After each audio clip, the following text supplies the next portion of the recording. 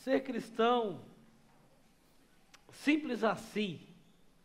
Sobre isso que nós temos conversado ao longo dessas últimas semanas, nessa série de mensagens, e já conversamos sobre o cristão e a sua fé, o cristão e a sua missão, porque como comunidade IBG nós estamos buscando a simplicidade, é por isso que nas postagens da nossa comunidade você sempre vai encontrar a hashtag IBG simples assim. No meio de tanta religiosidade, no meio de tanta confusão, de tantas teologias, de tantas coisas, nós queremos resgatar e reviver e experimentar a simplicidade do Evangelho de Jesus na nossa vida, em todos os seus aspectos.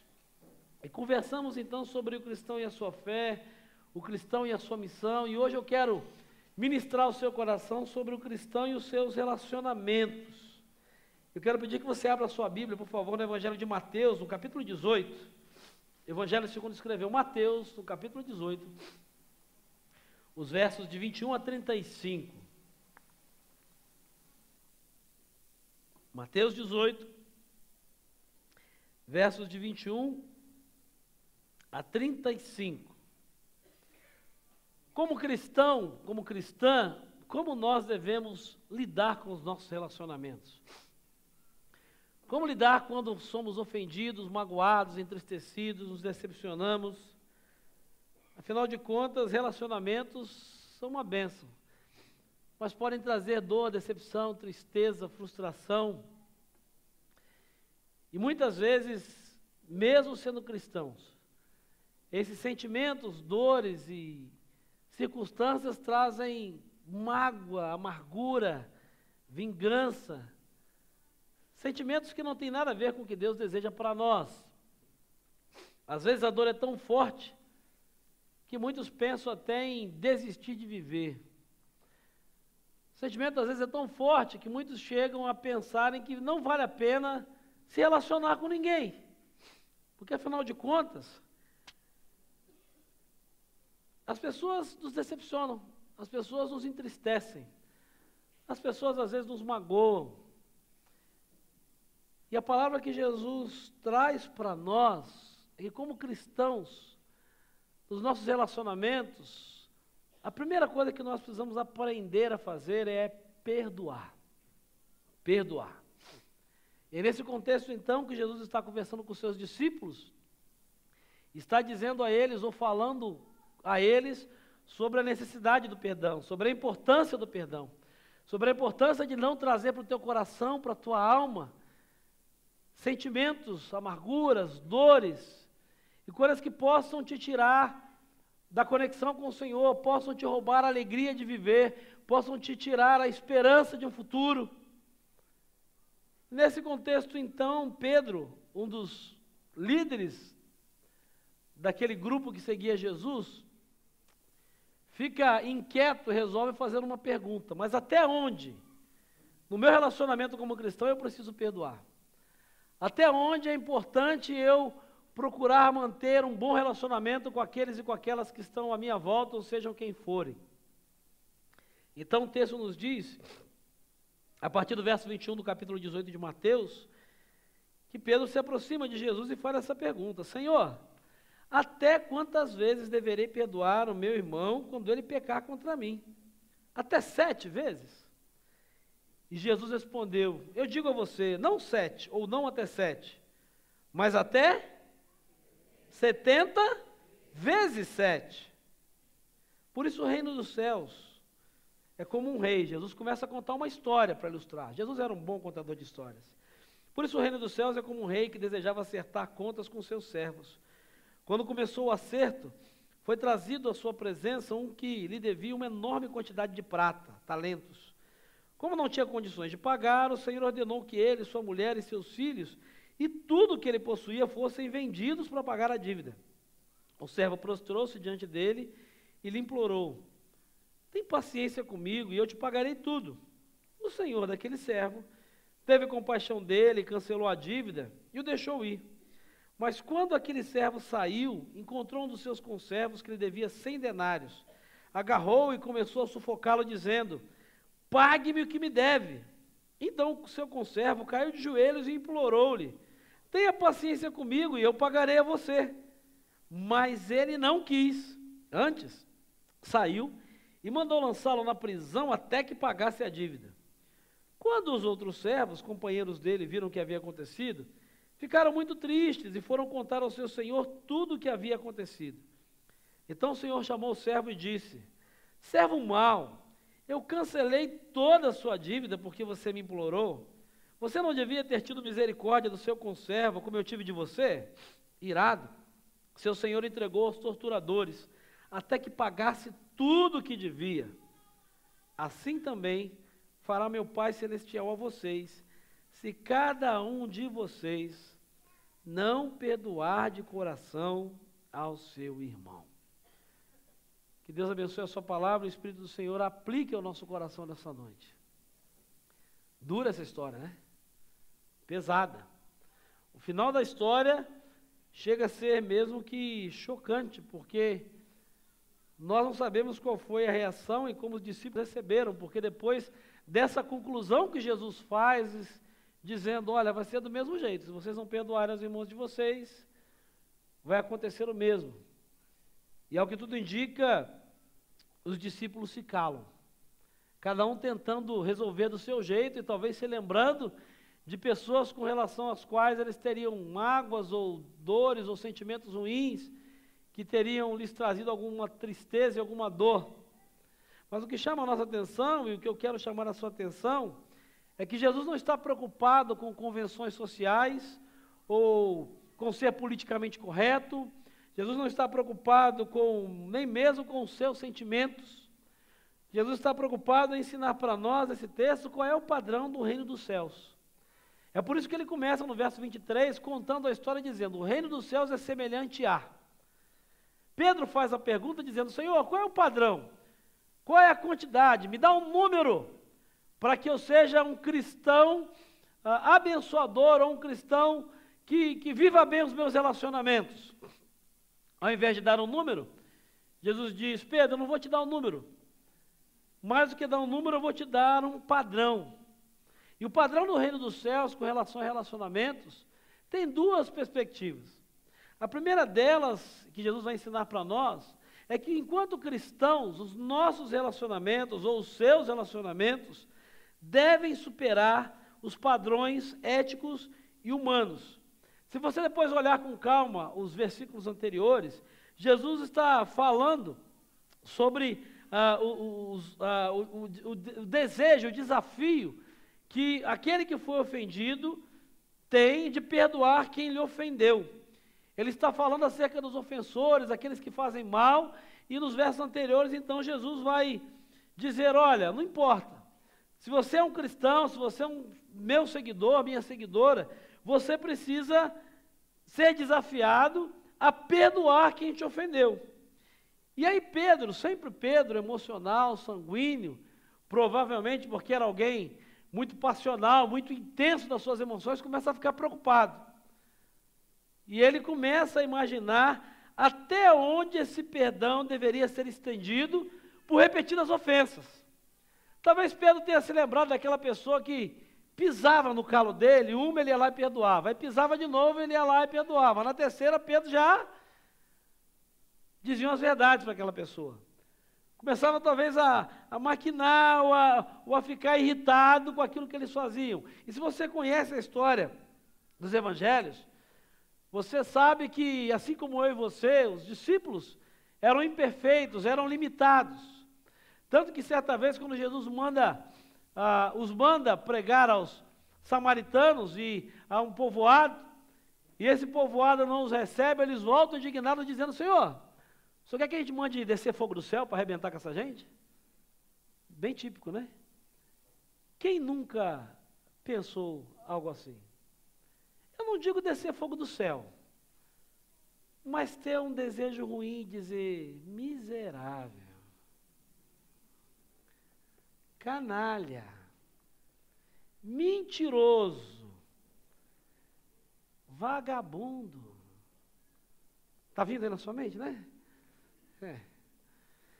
Aquela pessoa causou que na hora o tremor que não é do Senhor começou a subir, ainda que por alguns segundos, você teve alguns sentimentos, começou a maquinar e até alguns desejos que não eram, talvez tão espirituais assim. Jesus vai ensinar para nós que o nosso padrão tem que estar além dos padrões éticos humanos. E por que Jesus dá uma resposta de 70 vezes 7? Porque os rabinos, os outros mestres da época, baseados, está lá depois se você quiser ler, Amós capítulo 1, versículo 3, e Jó, capítulo 33, versículos 29 e 30. O que os mestres da época ensinavam? Que você precisava perdoar até 3. Você perdoou uma, você perdoou 2, você perdoou 3. Depois da terceira, o camarada volta de novo, você resolve. Você está livre para entrar com os 2 pés. Você está livre para falar tudo aquilo que você engasgou assim. O que os rabinos ensinavam era isso. Você tem que perdoar até 3 vezes. Depois da terceira é demais, né? Depois da terceira já é abuso. E é interessante que o Pedro, do jeito que ele era, tentou ser generoso. Pedro achou que ia abafar, ia crescer na frente da turma, né? Porque Pedro pensou assim, bom, o negócio é 3. Para ficar bem, eu vou multiplicar por 2, então vou botar mais uma de lambuja. Dizer, mestre, você falou que tem que perdoar. Toma aí, diz 3, mas 7, tá bom? Porque eu sou Pedro, né? Eu sou cristão, eu sou seguidor do Cristo. Eu sou um camarada diferente, você sabe que eu sou... 3 é muito pouco, eu vou até 7. 7 tá bom? É interessante que Jesus, então, chama Pedro e diz, olha, querido, no meu reino, relacionamento está muito acima de computação prática, está muito acima de números. No meu reino, relacionamento não tem a ver com quantidade. Aí Jesus joga um número, 70 vezes 7. Ele diz assim, olha, se você acha que 7 é muito, multiplique isso aí por 70. Quando você chegar lá, você volta e fala comigo de novo. Multiplique isso aí por 70. Em lugar de um padrão numérico, Jesus ensina para nós que o cristão tem que seguir o exemplo dele. É como se Jesus dissesse, olha Pedro, não é para fazer conta. Se você está se preocupando em quantas vezes você deve perdoar, você não está disposto a perdoar. Se você está se preocupando até onde você deve relevar a outra pessoa, você não está interessado em perdoar, em ter bom relacionamento com ninguém. Você está preocupado em ter a sua consciência aliviada daquilo que você está sentindo. E Jesus coloca como padrão aquilo que ele mesmo fazia. Por isso que Paulo, o apóstolo Paulo, em Colossenses capítulo 3, versículo 13, vai dizer assim, Colossenses 3,13, suportem-se uns aos outros e perdoem as queixas que tiverem uns com os outros. Aí antes que você diga assim, Senhor, aí o Paulo diz, perdoem como o Senhor lhes perdoou.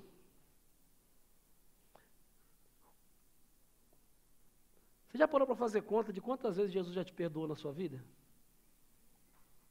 Já pensou se o número de Jesus fosse 7? Daria conta para você? Para mim não. Mas tá bom, vamos usar o padrão de Pedro, né? Se Jesus durante toda a sua vida tivesse te perdoado, ou se eu tivesse que te perdoar 70 vezes 7, os matemáticos me ajudam, dá quanto? 490. Ó, turma voltou às aulas, já está com a corda toda. 490 vezes, estava bom, depois de 490, Jesus podia mandar descer fogo. Quem queria negociar isso aí com Jesus? Ninguém, né? Porque provavelmente todos nós aqui já queimamos o cartucho já. E não precisa nem de viver muito tempo, não. Se for computar pecado de criança ainda que inocente, mas larga para lá. O que Jesus vai dizer é que o relacionamento cristão, ou do cristão, tem que ir além de cálculos humanos. O que essa história ensina para nós, a parábola do servo impiedoso, é que aqueles que experimentam de verdade o perdão de Deus na sua vida, são obrigados a perdoar aos outros. Esse é o padrão do reino dos céus, quer você goste ou não. Quem experimentou perdão de Deus, experimenta todo dia, e tem a perspectiva de continuar a experimentar, é obrigado a perdoar.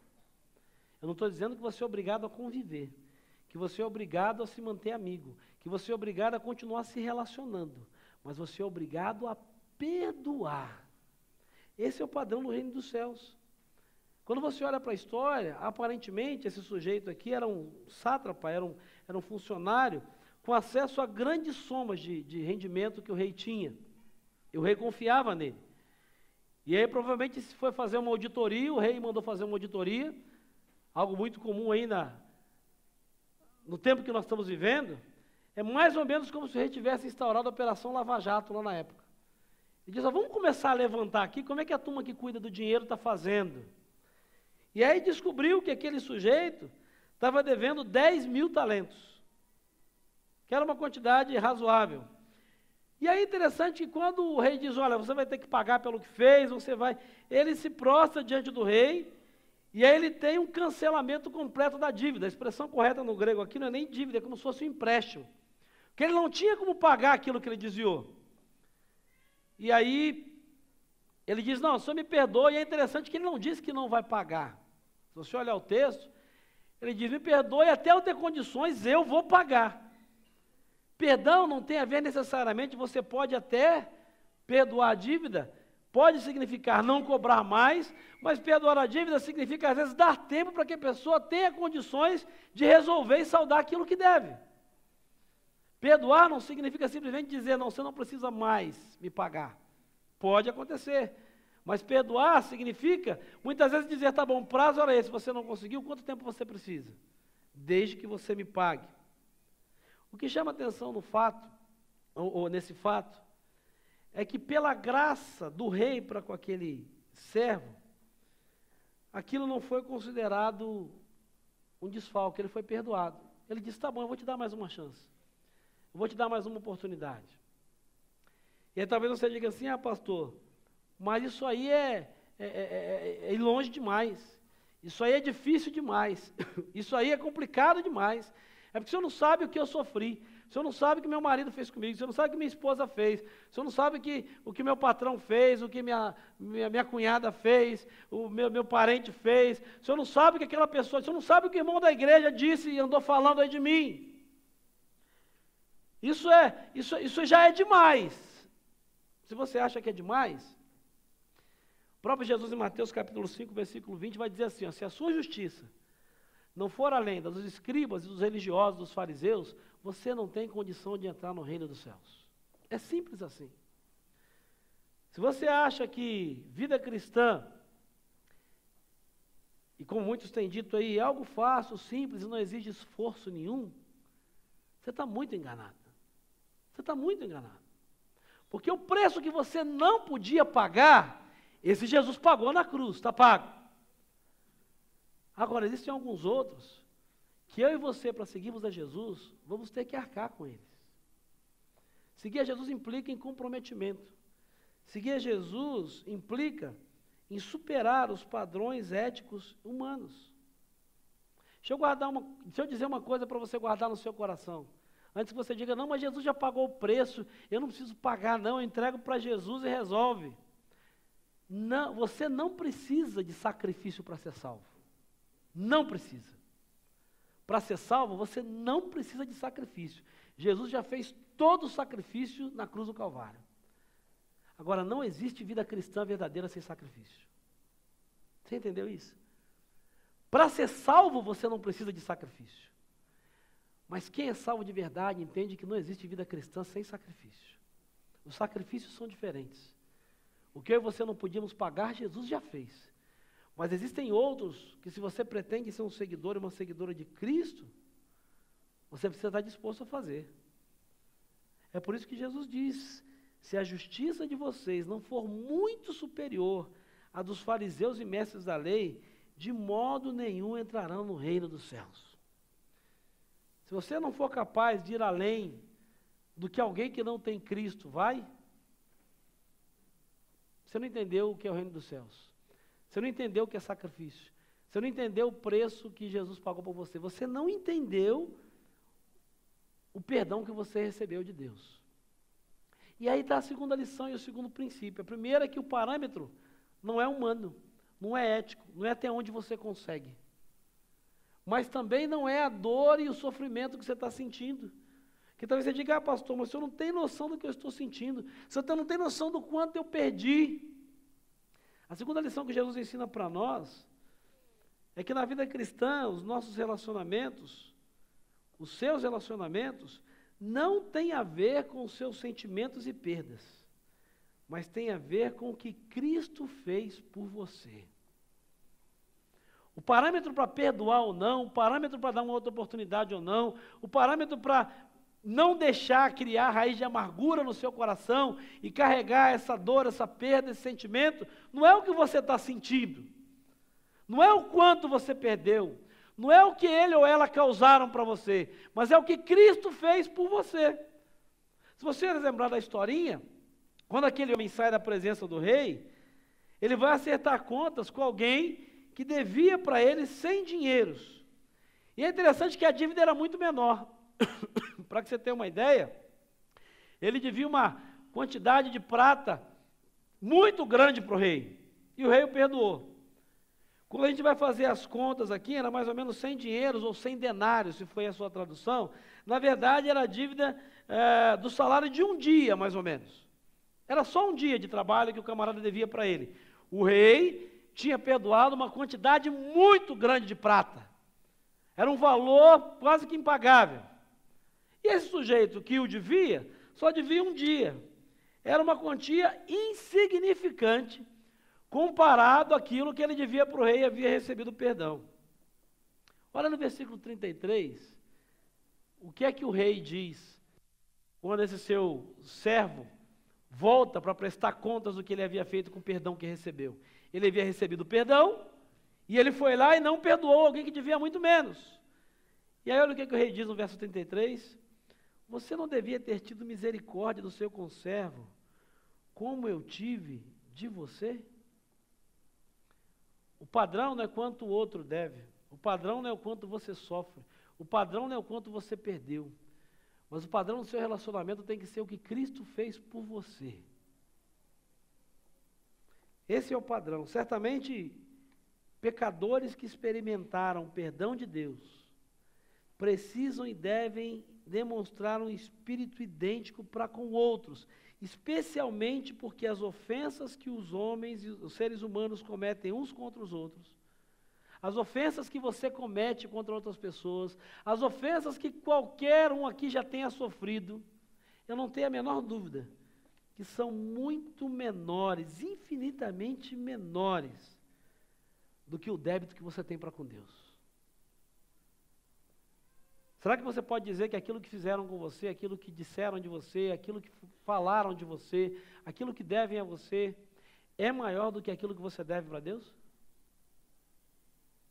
O fato de você estar vivo, o fato de você não ter medo de ir para o inferno, o fato de você não se apavorar à medida que a morte se torna mais próxima, porque os anos vão passando, o fato de saber que o diabo não pode te condenar, não vem do teu esforço, não vem da tua capacidade, mas vem do fato de em Cristo Deus ter decidido perdoar todos os seus pecados, passados, presentes, inclusive os futuros.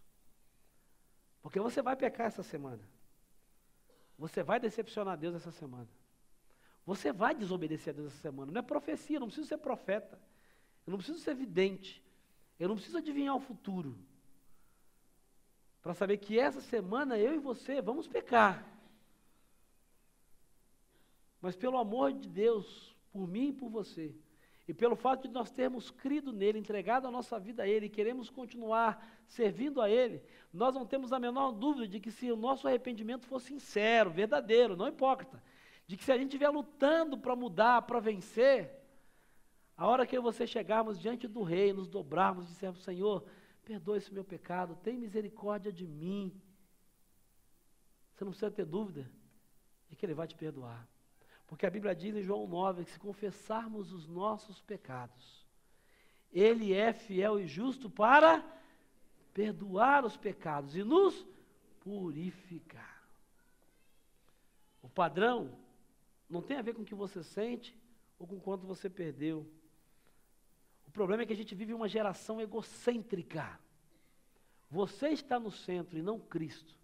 Quando você está no centro, é o que você sente, é o quanto você dói, ou quanto dói em você, o quanto você perdeu, o quanto disseram de você, o quanto não te deram a atenção que você imaginava, o quanto não se importaram, você.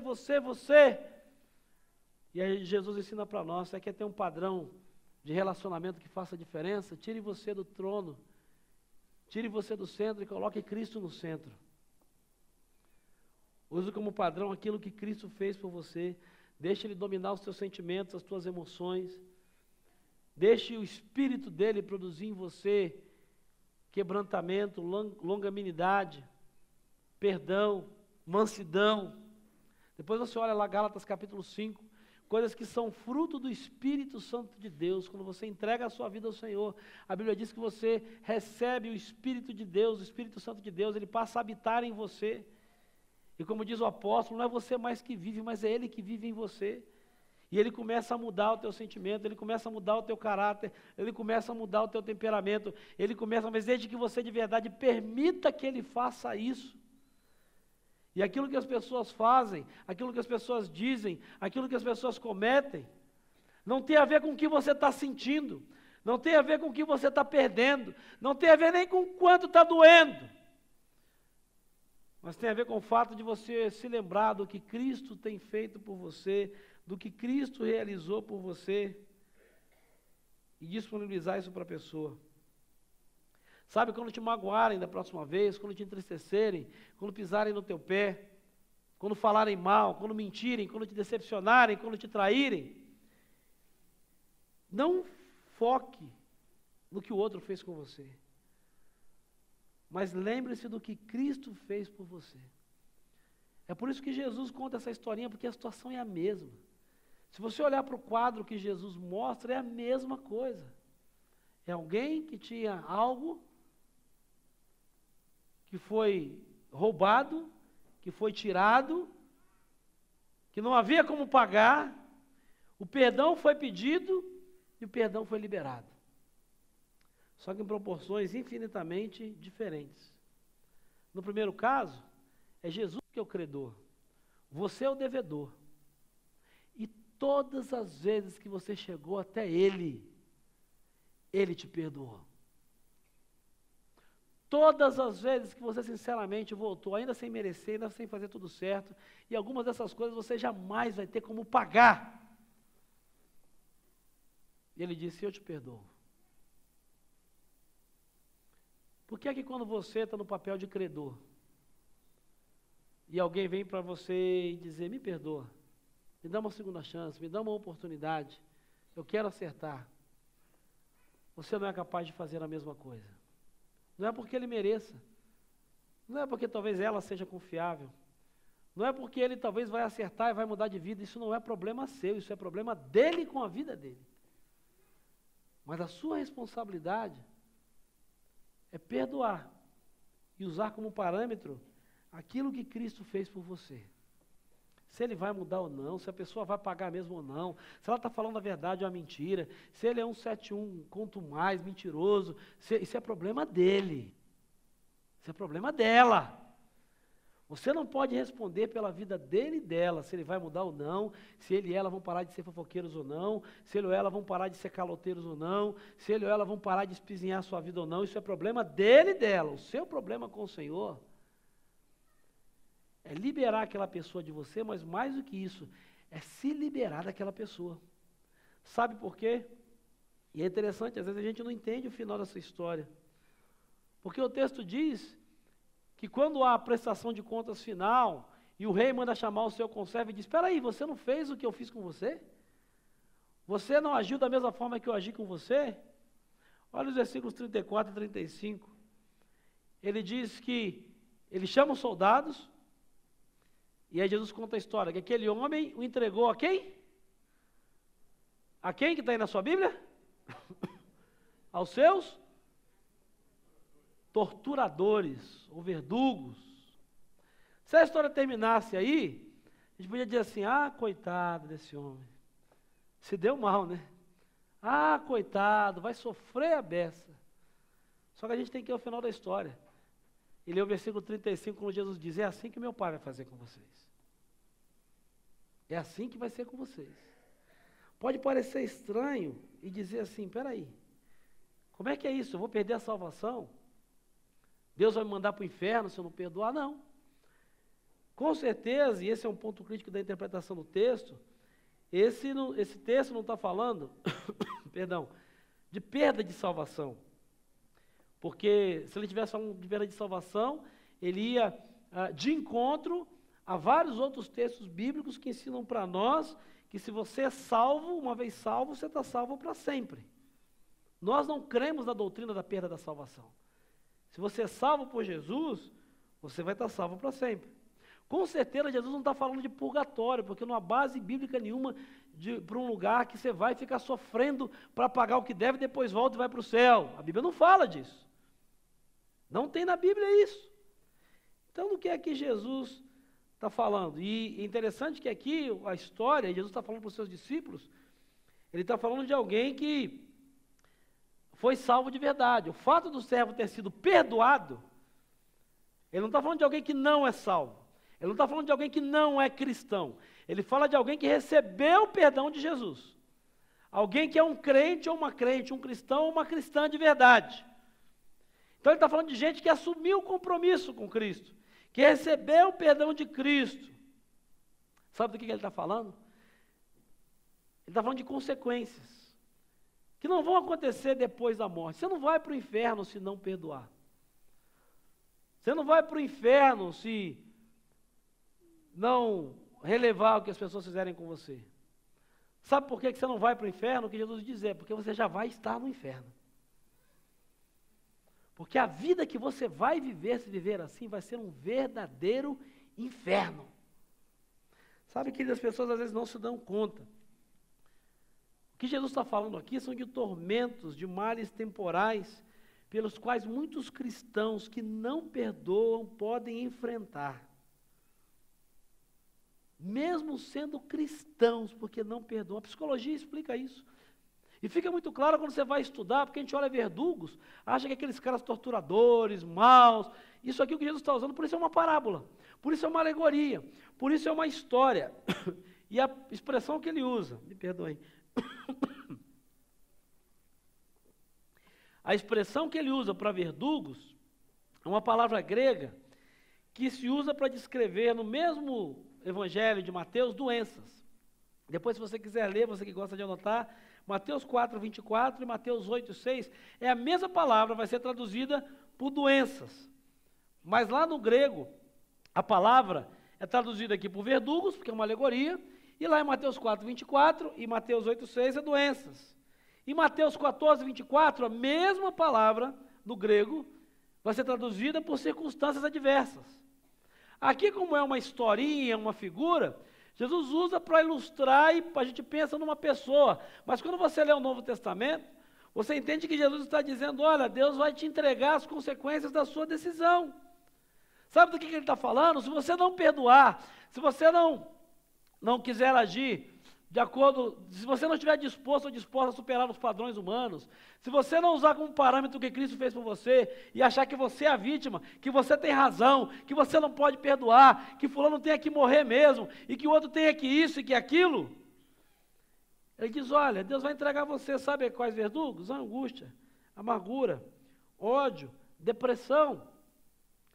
E quem viveu isso sabe do que eu estou falando. Talvez você está aqui nessa noite e não perdoa, traz gente agarrada no seu coração e na sua alma, que te magoou, que te feriu, um casamento desfeito, uma traição, uma mentira, uma dívida não paga, uma calúnia. Se você não perdoa, você arrasta isso com você para o resto da vida. Isso te faz perder o sono, isso te dá enxaqueca. Não perdoar gera doenças do espírito, da alma e do físico. Não perdoar faz com que você se torne alguém amargurado, alguém que não confia nas pessoas, alguém que tem dificuldade de relacionamento. E essas doenças emocionais e espirituais, muitas vezes, acabam somatizando e acabam se tornando doenças físicas. O que Jesus está dizendo para nós é que esses tormentos, muitas vezes, não são causa de nada, são consequências de você não conseguir viver relacionamentos cristãos autênticos. É por isso que Jesus usa essa expressão. Quando ele volta e resolve não perdoar, ele diz, não perdoei. o texto diz, o seu Senhor o entregou aos torturadores. E disse, tá bom, você fez a escolha. Conviva com as escolhas que você fez. Conviva com as decisões que você tomou. Você quer continuar amargo? Você quer continuar com essa pessoa agarrada à sua alma e ao seu coração? Você quer continuar levando essa dor, esse sofrimento para o resto da sua vida? Ok, é uma escolha sua. Você quer não perdoar e quer continuar amaldiçoando, praguejando, desejando o pior para ela e não conseguir viver o melhor do que Deus tem para você porque você está preso a algo ou alguém que te machucou? É interessante que essa reação não é nova. Esse tipo de realidade não é nova dentro da igreja de Jesus. Milhares de anos atrás, a igreja de Corinto, e o Paulo vai escrever para a igreja de Corinto, está lá na primeira carta, capítulo 11, versículos 30 e 32, ele está falando de relacionamentos. Aí o Paulo diz assim, é por isso que há entre vocês muitos fracos e doentes, e vários já dormiram. Abre aspas, dormiram significa morreram. Mas se nós tivéssemos o cuidado de examinar a nós mesmos, não receberíamos juízo. Quando, porém, somos julgados pelo Senhor, estamos sendo disciplinados para que não sejamos condenados com o mundo. Quando você resolve não perdoar, você fica por conta da sua justiça própria e não da justiça de Cristo. Você fica por conta da sua própria justiça e não da justiça de Cristo. Você abre mão do que Cristo pode fazer por você, em você e através de você. E você fica por conta da sua própria justiça, dos seus próprios sentimentos. Talvez por isso tem muito cristão tomando remédio para dormir por causa de amargura e coisa mal resolvida do passado, que não se libertou de tragédias emocionais, de dores, de traições, e traz essa pessoa, essa circunstância, essa situação, seja lá o que for, até hoje. Sabe por que você vive isso? Porque você decidiu não viver a simplicidade do Evangelho, que é perdoar e liberar essa pessoa para seguir a vida dela e ser livre para viver o melhor do que Deus tem para a sua vida. Você não foi capaz de entregar lá Cristo e deixar que Ele seja a sua justiça. Deus tem me ensinado isso pessoalmente há alguns anos. E aqueles que convivem comigo há mais tempo, sabem que eu não sou um camarada geralmente de guardar rancor, luto para isso. E uma das coisas que eu aprendi ainda quando eu era seminarista, com um pastor que marcou a minha vida, esteve aqui há vários anos atrás, o pastor Dinê, e eu vi isso aqui acontecer na prática, e vi como é libertador. E ainda assim houve momentos que eu fui tomado por amargura, por pessoas que eu trazia comigo. Mas eu me lembro quando eu era seminarista, nós estávamos numa reunião, ou fomos convocados para uma reunião, o pastor da igreja, e a liderança, algumas pessoas queriam, e o pretexto da reunião é que queriam conversar com ele e colocar algumas ideias. Na verdade, era uma grande armadilha, uma grande arapuca. E quando as pessoas chegaram lá, e eu como seminarista fui com ele, para aprender, para estar junto, e nós nos sentamos no banco, e pessoa após pessoa, de uma maneira muito covarde, ao invés de procurá-lo e tratar, começaram a listar uma série de coisas que, segundo ele, ou segundo eles, ele não era honesto, ele não fazia, ele não estava cumprindo o que prometeu, ninguém o havia procurado para conversar, para perguntar, mas fizeram uma exposição pública num grupo de uma maneira covarde, desleal, leviana. Eu lembro como se fosse hoje. Eu era seminarista. O que passou na minha mente, eu não gosto nem de lembrar. A cada um que subia, a coisa mais branda que veio ao meu coração foi filho do capeta. Não tenho nenhuma vergonha de dizer. Gente crente. E o meu pastor do meu lado abaixado, sereno, e eu olhava e dizia, como eu não dizia porque eu era seminarista, ele era o chefe, mas a vontade de dizer assim, não vai fazer nada. Você é um pastor, cara. Exclui esse monte de demoniado, eu pensando só. Pensando, né? Pensando. E ele abaixado, calmo, calado. Aí vinha o próximo e falava, não, porque o senhor é isso. Eu falei, miserável, Jezabel do inferno. Seminarista. E um após um, mas eu estava ali já que se fosse eu, já tinha dado uma voadora, eu não seria pastor hoje. Com certeza, eu não seria pastor, não seria. Porque a minha ficha pregressa não ia. Por isso que seminarista precisa aprender, né? Tem muito seminarista que quer começar por onde a gente está terminando, não entende às vezes por que a gente ensina algumas coisas. Para jovens, adolescentes, os caras às vezes acham que o pastor é chato, que os líderes mais antigos são chatos. Não, é porque a gente já fez a mesma bobagem que você está fazendo, você não tem maturidade para entender. Quando você chegar na minha idade e fizer as burradas que talvez eu fiz, você vai entender porque às vezes eu pego no seu pé. Fecha aspas. Eu não entendi, eu achava que meu pastor era um frouxo. E era um grande amigo, um pai, até hoje é um pai para mim, espiritual e emocional. Mas eu fiquei decepcionado na hora de dizer assim, você é um frouxo, você é um banana, não é possível. Você é o pastor e esses caras vão chegar e falar que não querem nada. E aí depois daquela tortura, eu não sei quanto tempo foi, mas foi uma eternidade para mim. Aí todo mundo terminou, e aí alguém perguntou, ele não tinha falado nada. Assim, o senhor quer falar alguma coisa, pastor? Aí ele se levantou, aí eu comigo, agora vai. Agora chegou a nossa hora, pastor, manda ver. Ultimate Fight Gospel. Agora é hora de... Agora o pastor vai mandar ver. Aí ele chegou lá na estantezinha que tinha numa sala, eu lembro como se fosse hoje. Ele disse, irmãos, eu quero dizer aos irmãos que eu amo os irmãos. Eu falei, como é que é? Eu pensei, né? Eu falei, não estou entendendo mais nada. Eu botei todo mundo no inferno, já um pacote, um combo, já mandei todo mundo e selei, Sedex, foi rápido. Eu amo os irmãos. Eu quero dizer que eu perdoo os irmãos por tudo aquilo que os irmãos disseram, sem pensar, sem planejar, mas que eu guardei no meu coração cada coisa que os irmãos falaram, eu vou avaliar, vou orar, e naquilo que eu tiver errado, eu vou voltar e já quero pedir perdão aos irmãos antes. E vou chamá-los um por um para conversar, para tentar acertar. Vamos orar e terminar a reunião. Eu quase... Eu não acredito. Eu não acredito. Eu falei, não pode. E aí, para encurtar a história, quando terminou nas nossas conversas, nós ficávamos, às vezes, eu ia tarde para lá, às vezes ficava até de madrugada, e muito do que eu sou como pastor, de bom, que é de ruim é que eu não dei ouvidos a ele, mas o que eu tenho de bom, eu aprendi com o pastor Dinei. E eu lembro que eu disse, seminarista, atrevido, folgado, teve uma hora que eu não gostei, falei, pastor, desculpa aí, mas eu preciso falar com o senhor, que eu não entendi nada do que o senhor fez. Aí ele disse assim, Marcelo, eu aprendi uma coisa, eu tenho duas opções. Ou eu levava toda aquela gente, e era um domingo à tarde, para o púlpito quando eu fosse pregar, para o relacionamento com a minha esposa e com os meus filhos à noite, ou eu levava toda aquela gente, aquela amargura comigo, e aquilo ia me fazer muito mal, ou eu entregava tudo aquilo nas mãos de Deus, deixava Ele fazer o que Ele quisesse, e continuava a minha vida fazendo aquilo que o meu Senhor queria de mim. Eu nunca mais me esqueci disso. Ele é um sujeito muito pacato, sereno, tranquilo. Ele diz assim, Marcelo, vai ter momentos na vida que a única coisa que você vai poder fazer é entregar nas mãos de Deus. Porque talvez tem algumas coisas, eles tenham até razão. Eles só não tiveram maturidade para saber como tratar. E aí alguns que convivem comigo aqui, sabem que algumas circunstâncias, né, o Flávio Alves é um dos que mais, quando trabalhou aqui comigo, nós vivemos muitas lutas aqui. E aí algumas coisas que aconteceram, dizer, Flavinho, vamos entregar na mão de Deus. Ele, não, pastor. Eu falei, Flavinho, se Deus fizer alguma coisa, se acontecer alguma coisa terrível, foi Deus, não fui eu. Eu não quis mal. E se Deus não fizer? Eu falei, ele é Deus. É problema de Deus, não é mais meu, não me pertence mais isso. E aí algumas situações que aconteceram, aí de vez em quando eu dizia, pastor, negócio de entregar na mão de Deus, eu falei, filho. A Bíblia diz que terrível coisa é cair nas mãos do Deus vivo. Eu fiz uma escolha.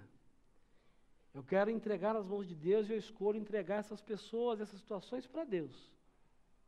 E continuar fazendo e focado naquilo que Deus quer que eu faça para Ele. Porque se eu estiver errado, Ele vai me corrigir. Ele vai me mostrar. É fácil, pastor? Claro que não. Quem convive aqui, Eliane, a turma que trabalha, o Flávio, fala que às vezes sobe o tremor do Senhor e deixa Deus cuidar. Que provavelmente se eu for fazer, se eu for falar, eu vou perder a razão. Talvez eu vou ser injusto, eu vou falar bobagem, eu vou me perder. E de verdade eu aprendi com esse texto que eu não quero ser entregue aos torturadores. Eu não quero que Deus entregue o meu coração e meus sentimentos para as consequências. Eu quero que o meu coração seja cuidado por Ele. Eu quero que talvez a dor, o sofrimento, o sentimento de derrota ou fracasso que tem de tomar conta do meu coração, seja cuidado por Ele. E na verdade, é uma questão de escolha. Porque se você observar o versículo de número 30, o texto diz claramente isso. Olha aí no texto, para nós terminarmos. O texto diz que quando o segundo devedor, ou o devedor veio pedir para ele que já havia recebido perdão, ele já tinha recebido perdão, ele já tinha tido uma possibilidade. O texto diz no versículo 30 que quando aquele que o ofendeu veio dizer, por favor, me dá uma chance, era como se ele dissesse, faz o que o rei fez com você, faz comigo. O que Jesus diz no verso 30? Que ele não quis. É uma questão de escolha. Não é de conseguir ou não. Não é, é de escolha. É de escolha. Você pode escolher viver os seus relacionamentos sendo a sua própria justiça. Sendo entregue aos torturadores da sua alma, do seu coração, maquinando mal, perdendo noite de sono, sofrendo, chorando, por pessoas, circunstâncias que não merecem. E que com certeza você não é justo ou justa o suficiente para fazer a justiça. Mas talvez o melhor seja entregar para Deus, e a Bíblia diz que terrível coisa é cair nas mãos do Deus vivo. Se Deus fizer, Ele é Deus. E se Ele não fizer, Ele continua sendo Deus. Passa a ser uma causa dEle, e não minha mais. Sabe, queridos, se como cristãos nós investíssemos mais nos nossos relacionamentos, talvez nossas famílias, nossos relacionamentos sociais, nossa sociedade, nossas igrejas, seriam muito diferentes. Charlie Chaplin foi conhecido como um grande humorista, um grande artista, o Carlitos. E foi eternizado por aquilo que ele não disse, por conta do cinema mudo, quando ele fez muito sucesso. Mas ele foi um dos melhores escritores e poetas que eu conheço. E o Carlitos, Charlie Chaplin, certa vez escreveu: a ambição envenenou a alma dos homens, ergueu um muro de ódio ao redor do mundo, nos atirou dentro da miséria e também do ódio. Desenvolvemos a velocidade, mas nos fechamos em nós mesmos. As máquinas que trouxeram mudanças nos deixaram desamparados. Nossos conhecimentos nos deixaram cínicos. A nossa inteligência nos deixou duros e impiedosos. Nós pensamos demais e sentimos muito pouco. Mais do que maquinária, nós precisamos de humanidade. Mais do que inteligência, precisamos de bondade e compreensão. Sem estas qualidades, a vida será violenta e estaremos todos perdidos. Todos perdidos. A pergunta que eu faço é: qual é a sua escolha? O que você quer escolher para a sua vida e para a vida que você quer viver? Queria que você fechasse seus olhos e pensasse sobre as escolhas que você tem feito nos seus relacionamentos. Que nós precisamos mais é de humanidade, mas uma humanidade que reflita a divindade que existe em nós, o Espírito Santo de Deus habitando em nós. Porque se você não se dispor a fazer isso, se não se dispuser a fazer isso, nós estaremos todos perdidos. Todos perdidos. Porque não existe ninguém aqui nesse auditório, ninguém, nenhum de nós, que seja justo o suficiente para dizer: eu não preciso pedir perdão a ninguém. Eu nunca fiz mal a ninguém, eu nunca decepcionei a ninguém, eu nunca prometi algo e não cumpri. Nenhum de nós pode dizer que é justo o suficiente a ponto de não precisar perdoar, a ponto de não precisar dar uma nova chance. No fundo é uma questão de escolha. Saber que o padrão não é padrão humano e ético, e não tem a ver com o que você sente ou com o que você perdeu, mas pela compreensão do que Cristo fez por você e a possibilidade que Ele te deu de lançar sobre Ele as suas dores, ansiedades, fardos, traições, e saber que Ele está cuidando de você, Ele está cuidando dessa causa, e que se a justiça não for feita aos seus olhos, Ele será a sua justiça, e Ele te dará alento, te dará força, te dará renovo, te dará novas possibilidades, para que você continue a caminhar.